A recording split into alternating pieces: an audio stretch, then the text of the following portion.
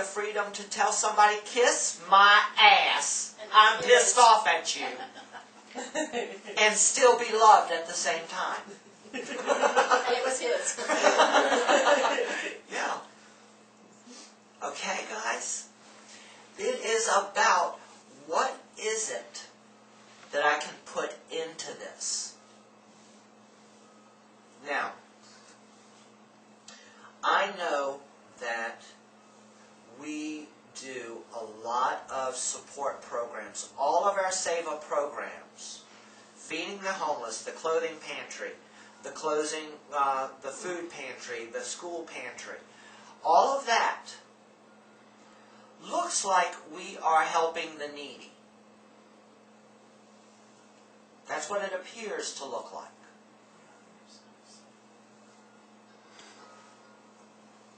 But what we are doing is actually serving ourselves.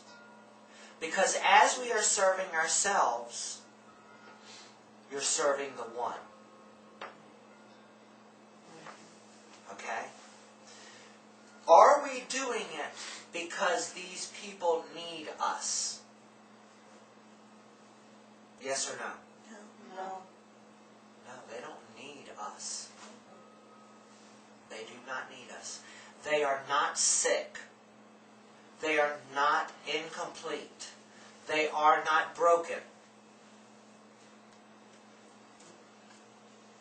But they have come to a place in their consciousness where they are based in some level or capacity of lack and limitation.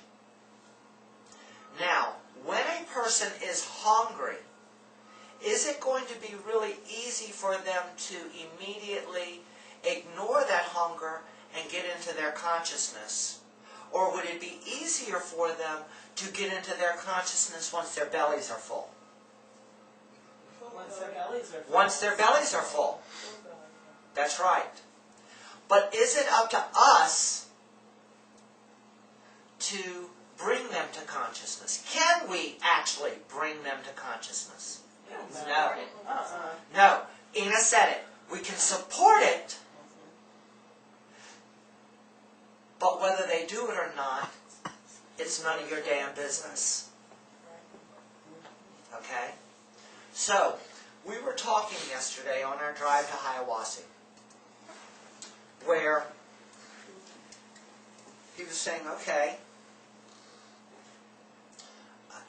there's still a lot of energy around that we are addressing this problem of homelessness and need and so on and so forth. And I said, yeah, I see that is potentially the thought processes. But that's why I'm discussing this morning. Let's say, for example, you own your own home, or even if you don't, but in your yard there is a wonderful oak tree. And for some reason, don't know why, all of a sudden that oak tree, you start noticing that the oak tree itself is showing the symptoms of being sick. You can go there and do whatever it needs to be done. Maybe the ground around the root system needs to be irrigated. Maybe for whatever reason, something is cutting off this life force supply that is happening. Now, life always supports life. So even if this tree dies, disintegrates and goes back into the earth, giving nutrients to everything else, we still, if we are aware that that tree is sick, we can participate in the process of helping that tree return to its natural state of grace, or to help that tree move beyond the symptom that is creating the other symptoms that is cutting off its life support. But ultimately, it is up to that tree. All we can do is make the offering to the tree, and it is no skin off your ass one way or the other.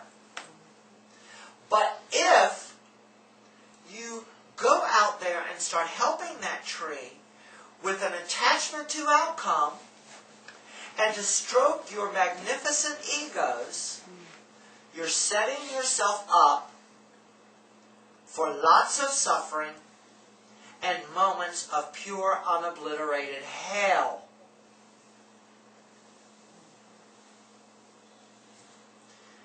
Guys, one of the ways that, and I can't say it any better, you'll hear it next week in the movie, but one of the keys to experiencing God is through your destiny. And you said you don't know what your destiny is, and I'm here to tell you that I don't know the big picture of the destiny that you wrote, but I can tell you from a globalized destiny, you came here to serve because you are life and life serves life, so therefore that you are life, you came to serve as well. It doesn't matter how. Doesn't mean that you all have to be Mother Teresa's, because we would all be bumping and knocking into each other trying to be Mother Teresa. You be Naraja, you be Jay, you be Ina, and find out what it is that I want to put into the organization. How do I want to serve so that I may be served?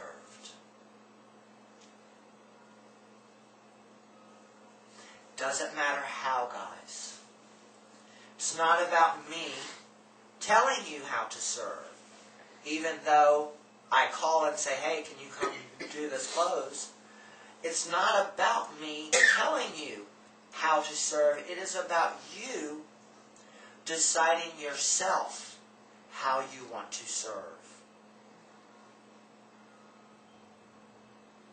And yes, the ego and the mind is going to tell you you don't have the resources, you don't have the time, you don't have the strength, and you could name a few others.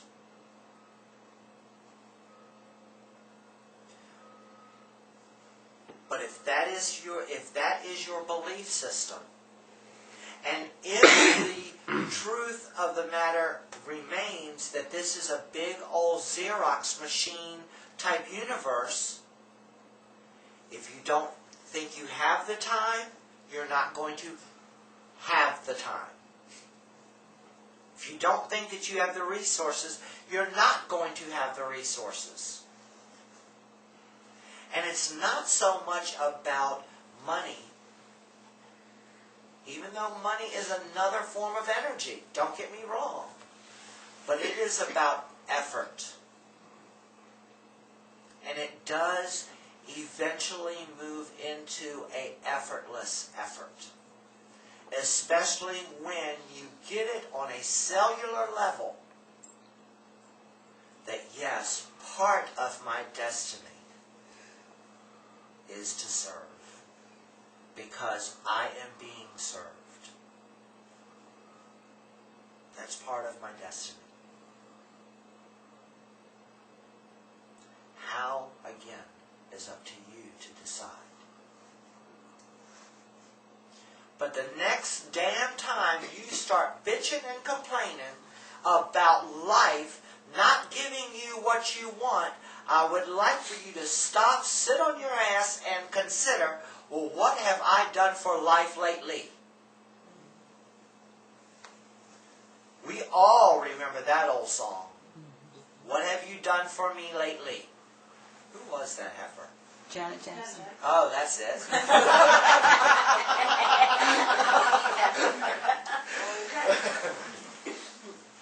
What have you done for me lately?